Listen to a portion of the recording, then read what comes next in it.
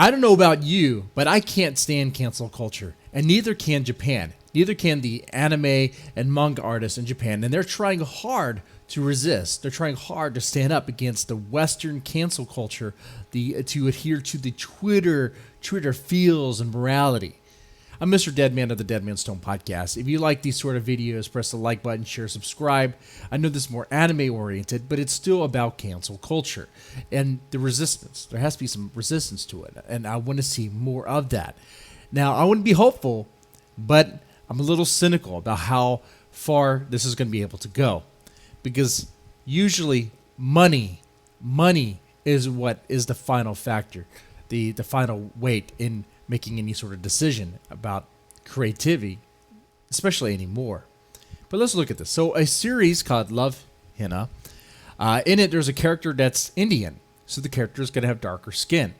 Now, some people are trying to call this blackface. Well, the character's not black, but the character may look black on surface level, but she's not black. She's a dark-skinned Indian, okay?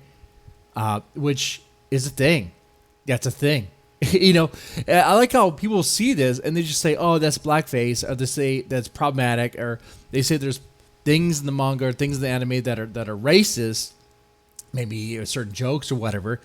But, you know, they take things out of context, they overthink things, they exaggerate claims, they become little Karens about the situation, want to speak to the manager about it. What's happening is, you know, these streaming services are, they're throwing their weight in. They're throwing their weight in and saying and trying to censor stuff. And it's Western influence. It's American influence. Let's be more exact. It's American influence trying to censor Japanese creativity. We've seen this before when it comes to cleavage, when it comes to breast size and sexuality and stuff like that. They will censor that content, which is sad. You know, I said this before. It's a joke, right? It's like the feminists that can't stand female sexuality, that can't stand cleavage and curves and ass and tits. It's like they're kind of like Islamists. It's like they want to see the women covered. Women can only be covered. Women's sexuality cannot be shown at all. It's like a taboo for them, right? It's crazy. Japan should not adhere to that. Japan, to me, in my mind, is like the last bastion of expression, full-on expression. Now, there's some things Japan cannot do because their own censorship, okay? And I have feelings about that as well. You know, that's why when you see hentai or porn over there, things are always blurred out and pixelated, or there's that one censor bar. It's kind of silly. It's really silly. But the creator of Love, Hina, Ken Akamatsu, he tweeted on June 29th that he's talking with the Japanese government. He's going to the Japanese government to talk about how if manga is going to survive, if anime is going to survive, they need to have their creativity, the full creativity of their content, okay? Freedom of creativity. That's what they have to advocate for. That's what they have to make sure is protected. Now, he could take this complaint to the Japanese government. But what is the Japanese government going to be able to do to America, to American companies that stream, that help produce this content? Are they going to be able to throw their weight in there? What are they going to do? I don't know.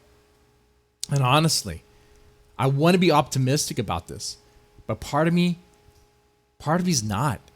I'm a little cynical. I want to see anime and manga prevail. I want to see them resist cancel culture, even if that means, you know what, let's withdraw from the West just a bit, so that way we don't have to deal with it. But here's the thing. America is a huge audience of anime and manga. That's a lot of money. That's a lot of money to turn down. They're not going to do that. And I say this as someone who's an anime fan and manga fan. Even if they did pull out, it'll just go back to the old days where you had to import the manga from Japan, get it translated or something, you know? Or maybe what could happen, maybe it doesn't have to be that drastic. Maybe they can choose to work with companies that would work with them instead of against them.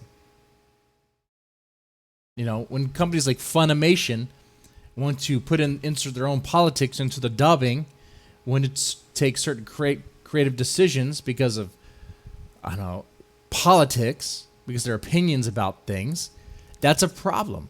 That is a huge problem. I want my anime and manga to be very Japanese. I like that. That's one reason why I like it. I like it a little weird.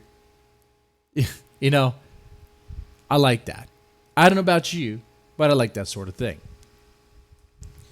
And when you have busybodies in America that are adding to the censorship or trying to add into, put their little spin on the creativity, be like, oh, you got to alter that character. Oh, that character's too dark, or this scene's too problematic, or this line is wrong, or whatever. That's not good. That's not good. Anyway, I want to know what your thoughts and opinions are on this matter. Let me know in the comment section down below. By the way, if you like these sort of videos, this channel is completely demonetized because, well, according to Susan Wojcicki, whatever her last name is, the bulk of the content is sexually gratifying. And I am the bulk of the content. This voice, this face. What I'm getting at is I don't make a dime off of any of this, especially not on ads. But if you want to help support, feel free to do so. Feel free to do so. The link that you can use is up above and the box down below. It all helps out. Anyway, ladies, gentlemen, y'all take it easy. Have a good one.